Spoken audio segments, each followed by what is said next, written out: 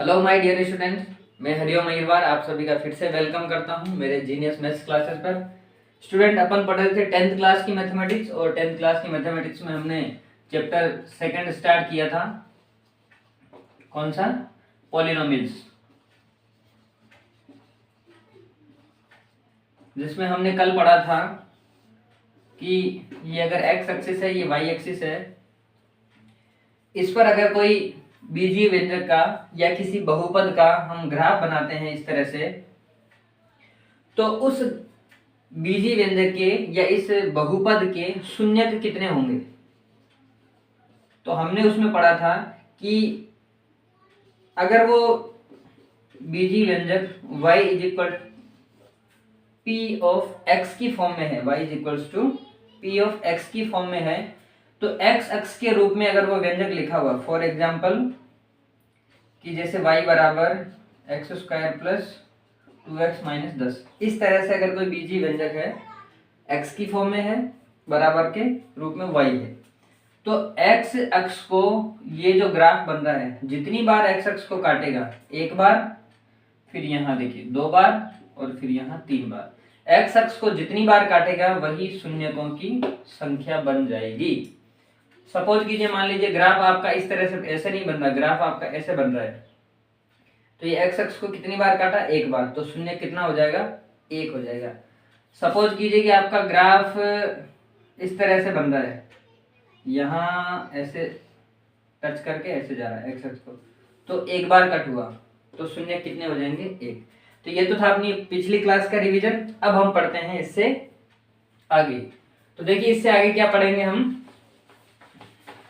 कि कोई भी जो बहुपद है, कोई भी पॉलिनोमियल्स है, माना कि y is equals to P of X, ये कोई भी बहुपद है, क्या है ये, बहुपद पॉलिनोमियल्स है। तो इसका अपन एक एग्जांपल लेते हैं, x square plus P x, चलिए p के रूप में मत लीजिए, a के रूप में ले लीजिए, a x square plus b x plus c. ठीक है, इस फॉर्म में क्या है, ये दो घात वाला, क्या है ये, दो घात वाला एक बहुपद है, या दो घात वाला यूं कह सकते हैं बीजीय व्यंजक है। दो घात वाला क्यों है, क्योंकि इसमें देखिए 4 चीजें आपको समझ में आ रही है। देखिए, एक तो है a, एक है b और एक है c। तो ये तीनों तो क्या है, अचर संख्याएं या फिर अचर राशियां। क्या है, ये तीनों अचर राशियां हैं। और एक जो x है, ये x क्या है, ये चर राशि है। कौन सी राशि है, चर राशि है। तो इनसे क्या मतलब हुआ, इनसे ये मतलब हुआ कि जो अचर राशियां होती है उनकी वैल्यू हमेशा कांस्टेंट, मतलब फिक्स होती है, वो कभी बदलेगी नहीं। फॉर एग्जाम्पल देखिए, इसका हमने एक उदाहरण ले लिया, एक एग्जाम्पल कि जैसे 2x square minus 4x plus 10। तो यहाँ पर देखिए a की वैल्यू कितनी है, 2, b की वैल्यू कितनी है, -4, c की वैल्यू कितनी है, 10। तो ये इसके क्या हो गए, अचर राशियां, मतलब कांस्टेंट वैल्यूज। ये देखिए, अब 2 कभी बदलेगा क्या, 2 2 ही रहेगा। -4 कभी बदलेगा क्या, -4 ही रहेगा। 10 कभी बदलेगा क्या, नहीं बदलेगा। लेकिन जो x है, ये चर राशि, यानी कि इस बहुपद में, इस व्यंजक में x एक ऐसी राशि है जो चरने वाली है, मतलब अलग अलग वैल्यू के साथ इसका मान बदलता जाएगा। ठीक है, तो इसे हम चर राशि बोलेंगे। और चर राशि की जो घात होती है वही हमारे किसकी, बहुपद की घात मानी जाती है। तो यहाँ पे देखिए घात कितनी है, घात कितनी है किसकी, x की। x चर राशि है और x की घात कितनी है, 2।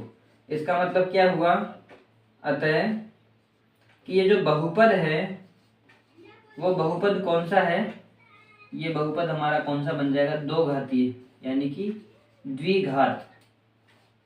कौन सा बन गया, द्विघात व्यंजक, द्विघात व्यंजक। ठीक है, समझ में आ गया। 2 घात वाला बहुपद है, इसलिए इसे हमने क्या नाम दिया, द्विघात व्यंजक।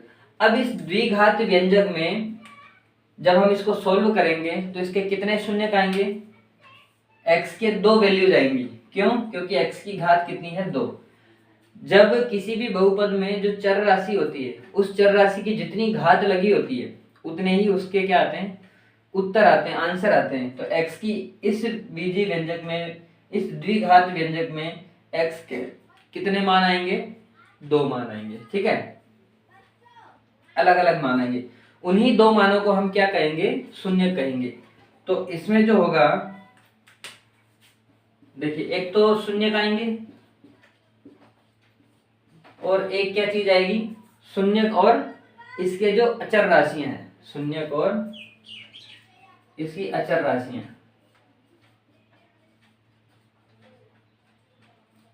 इनमें हम पढ़ेंगे अब संबंध कि किसी भी द्विघात व्यंजक की जो शून्यक होते हैं और जो अचर राशियां होती है उनमें क्या रिलेशन होता है। ठीक है, तो देखिए कैसे रिलेशन होता है, ध्यान से समझना।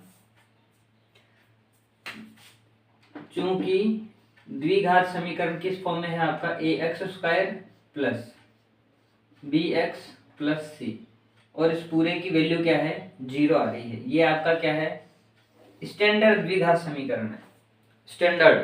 ठीक है, यहाँ पे a, b और c इनकी वैल्यू बदलती जाएगी। ठीक है, और x की घात 2 रहेगी, x की घात 0 रहेगी, ये 3 पद होंगे। a b c की वैल्यू बदलती जाएगी और ये क्या रहेगा, द्विघात समीकरण रहेगा। ठीक है, या द्विघात बहुपद है ये, और इसके बराबर में अगर इसकी वैल्यू 0 आ रही है तो फिर एक समीकरण बन जाता है जिसे हम क्या नाम देते हैं, द्विघात समीकरण।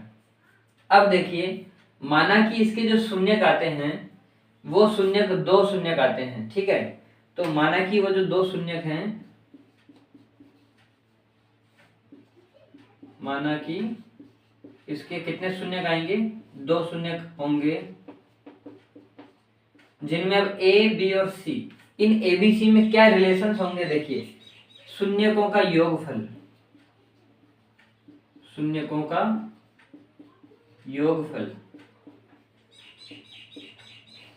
मतलब कि इसको जब हम सॉल्व करेंगे, जो इसके 2 शून्यक बनेंगे, उन दोनों शून्यकों को अगर हम जोड़ते हैं तो क्या बनता है। ठीक है, और अगर उन शून्यकों को हम गुणा करते हैं, शून्यकों को क्या करते हैं, शून्यकों का गुणनफल अगर गुणा करते हैं तो गुणा करने पर उनका फल क्या आता है। ये दोनों चीजें अगर हम फाइंड करते हैं तो इनकी वैल्यू किसके इक्वल में आएगी, कि दोनों शून्यकों का अगर हम योगफल करते हैं तो ये आएगी, देखिए दूसरा वाला चर और पहला वाला चर, इन दोनों के अनुपात के बराबर, यानी कि b/a, b/a का ऋणात्मक मान। समझना ध्यान से कि ये 2 घात वाला बीजीय व्यंजक है या द्विघात समीकरण है, इसके 2 शून्यक बनेंगे। उन दोनों शून्यकों को अगर हम जोड़ते हैं, उनका योगफल निकालते हैं, तो शून्यकों का योगफल क्या बनता है, b/a, उसके आगे माइनस लगाना, यानी कि -b/a, -b/a, ये बनेगा उन शून्यकों का योगफल। ये आपके लिए एक इंपॉर्टेंट रिलेशन हो गया, किस किस में, शून्यकों में और गुणांकों में। ये जो अचर राशियां हैं, इन अचर राशियों को आप एक नाम ये भी दे सकते हो, जो अचर राशियां हैं इनको गुणांक भी बोला जाता है। क्या बोला जाता है, गुणांक। a² के गुणा में क्या है, a, तो a² का गुणांक क्या हो गया, a हो गया। x के गुणा में क्या है, b, तो x का गुणांक कितना हो गया, b, और जो अचर राशि है c, तो अचर गुणांक क्या हो गया, c हो गया। ठीक है, इस तरह से इनको गुणांक भी बोला जाता है और अचर राशियां भी बोली जाती है। तो इन गुणांकों और शून्यकों के बीच में हमने क्या प्राप्त कर लिया, संबंध, रिलेशन स्थापित कर दिया। किन किन में, शून्यकों में और अचर गुणांकों में। तो देखिए दोनों का योगफल किसके बराबर होगा, -b/a के बराबर। तो चलिए बताइए, दोनों शून्यकों को अगर हम गुणा करते हैं तो उनका गुणनफल किसके बराबर होगा, तो ये बनेगा c/a के बराबर। c कौन सा है, तीसरा वाला अचर गुणांक, और a है पहला वाला अचर गुणांक, तो इनका गुणनफल बनेगा c/a के बराबर।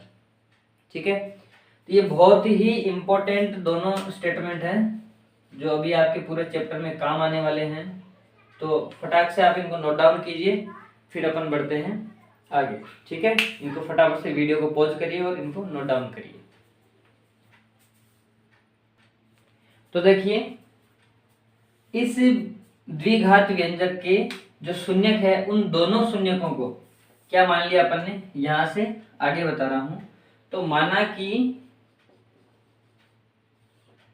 दोनों शून्यक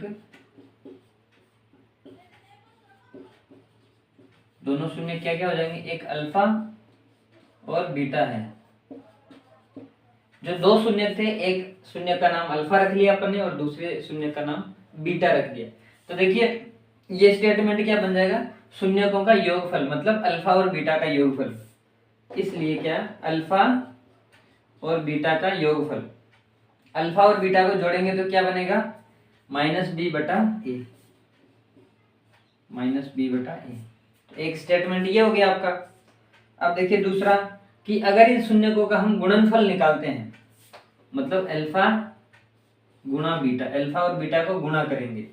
देखिए अगर ऐसे मैं डॉट बना देता हूं तो उसका मतलब भी गुणा होता है, और अगर डॉट नहीं बना के ऐसे अपन लिखते हैं उसका मतलब भी गुणा होता है।